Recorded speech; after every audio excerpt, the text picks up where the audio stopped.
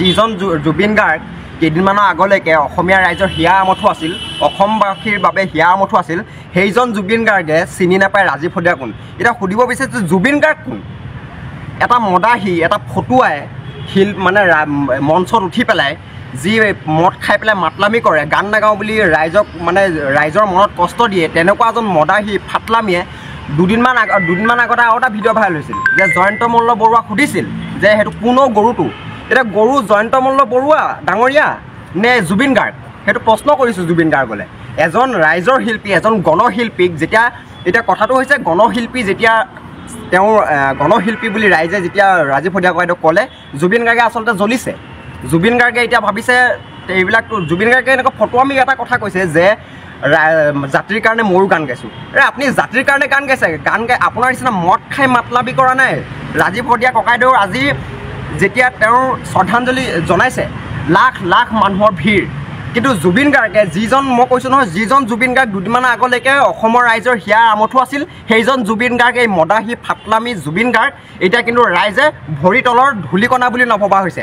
কাৰণ অহংকাৰে যেতিয়া মানুহৰ মূৰত ধৰে তেতিয়া কিন্তু অহংকাৰে দৰ্পচন, অহংকাৰ হৈ গ'লে কিন্তু জুবিন গাৰ্গ মানে এনেকুৱা এটা তলৰ পৰ্যায়লৈ যাবলগীয়া আজি অৱস্থা নিজৰ অহংকাৰে গৈছে। ৰেঞ্জ অভাৰ দি পোৱা জুবিন গাৰ্গে এতিয়া ৰাজীৱ হদিয়া ককাইদেউ যিজন এজন জাতি মাটিৰ ভেটিৰ কাৰণে, নিজৰ জাতিটোৰ কাৰণে, অসমীয়া জাতিটোৰ কাৰণে নিজৰ সমগ্ৰ সকলো বস্তুৱে ত্যাগ কৰিলে, সেইজন ৰাজীৱ হদিয়াক যেতিয়া মই তেওঁক ইমান ভালদৰে চিনি নাপাওঁ বুলি কৈছে, জুবিন গাৰ্গক কিন্তু এতিয়া ৰাইজে তেওঁৰ অৱস্থা কি হ'ব, মদাহী মদ খাই লৈ পেলাই মানে মঞ্চত যিবিলাক মানে তেওঁ অভদ্ৰামী কৰে।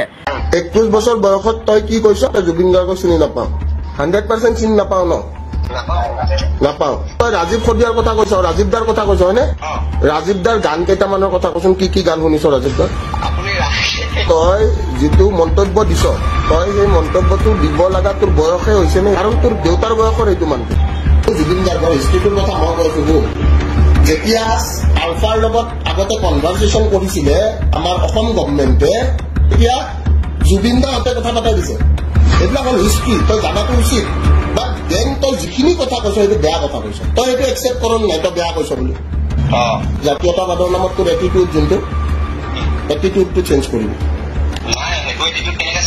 তোৰ এইটোৱে শুন, তোক মই কি কৈ আছো শুনা, তই জাতীয়তাবাদৰ নাম লৈ কিনে তোৰ এই দম্ভালি নেদেখাবি। তোতকে বয়সত ডাঙৰ এইখিনি মৰ্যাদা ৰাখিবি তই।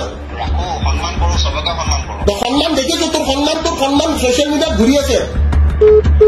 21 বছৰ বয়সত তই কি কৈছ? তই জুবিন গাৰ্গক চিনি নাপাওঁ, 100% চিনি নাপাওঁ ন? নাপাওঁ। তই ৰাজীৱ হদিয়াৰ কথা কৈছ, ৰাজীৱ দাৰ কথা কৈছ হয়নে? ৰাজীৱ দাৰ গান কেইটামানৰ কথা কচোন, কি কি গান শুনিছ ৰাজীৱ দাৰ?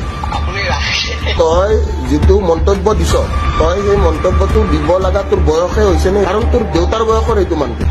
জুবিন গাৰ্গৰ হিষ্ট্ৰীটোৰ কথা মই কৈছো, যেতিয়া আলফাৰ লগত আগতে কনভাৰ্চেশ্যন কৰিছিলে আমাৰ অসম গভৰ্ণমেণ্টে, তেতিয়া জুবিন দাহঁতে কথা পাতাই দিছে।